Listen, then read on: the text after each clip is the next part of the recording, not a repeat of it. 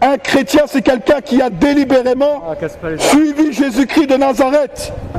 C'est ça un chrétien. Un chrétien, c'est quelqu'un qui devient disciple de Jésus-Christ, qui suit ses commandements, ses enseignements, et qui marche contraire au monde, qui ne pense plus comme le monde, qui ne voit plus comme le monde.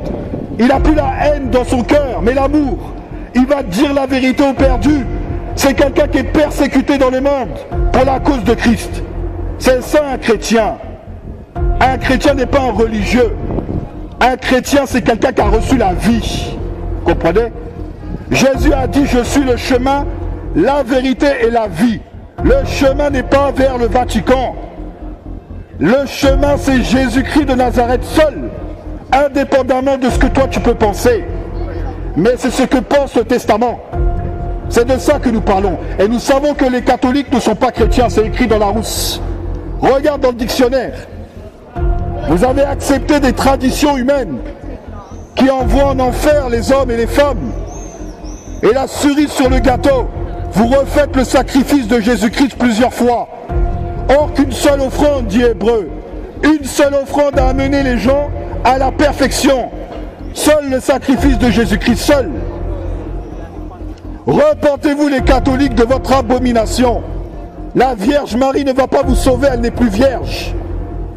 Elle n'est plus vierge, madame. Vous comprenez? Elle n'est plus vierge, elle a eu des enfants dans le Nouveau Testament. On vous a menti. Eh oui, vous avez qu'à lire le Nouveau Testament. Les humains sont intelligents apparemment. Apparemment les Français sont intelligents. Eh bien lisez le Nouveau Testament, Marie a eu des enfants.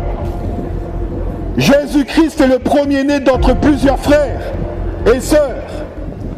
Mais on vous parle de la Vierge Marie. Elle n'est plus vierge. Elle ne l'était plus déjà à l'époque du Nouveau Testament, quand elle a mis au monde le Messie. Ensuite, elle a eu des relations avec Joseph. Et Joseph et Marie ont eu des enfants. Eh oui, mais vous croyez le mensonge. Vous acceptez le mensonge. On vous dit que Marie était vierge. La Bible dit qu'elle a accouché d'autres enfants que Jésus-Christ. Vous êtes manipulateurs. Vous êtes des menteurs. Vous êtes des ignorants.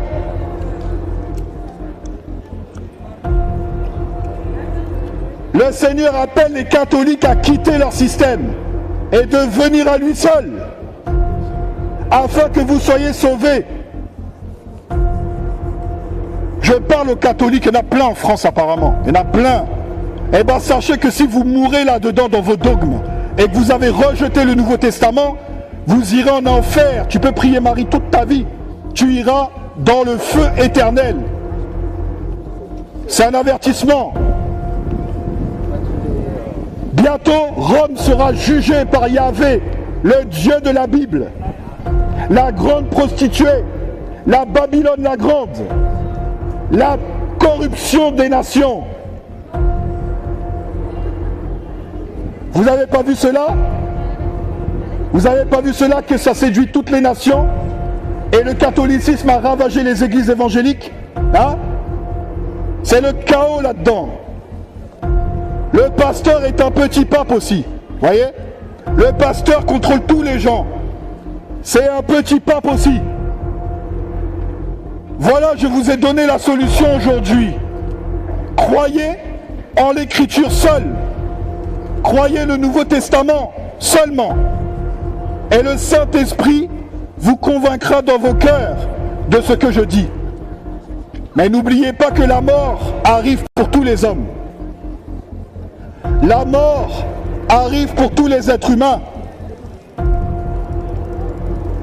Et sache que seule la vie en Jésus-Christ va te sauver. La politique ne va pas te sauver.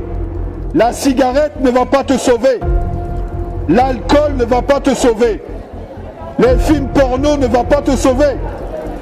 Netflix ne va pas te sauver. La politique ne va rien faire pour toi. Tu vas mourir comme tu es. Et malheureusement, tu finiras en enfer. Voilà pourquoi je t'annonce que dans le Nouveau Testament, tu trouveras la solution pour ton âme. Pense à ton âme un peu. Pense à ton âme, parce que tu vas mourir.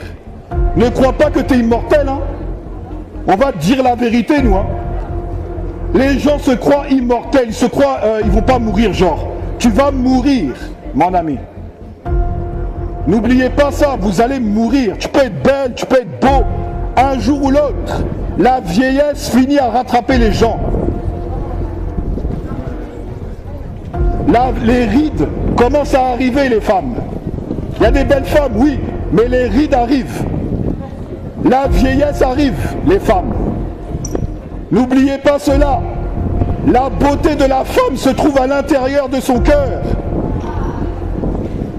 La plus belle femme, c'est une femme qui a changé de cœur et qui a donné sa vie à Jésus-Christ.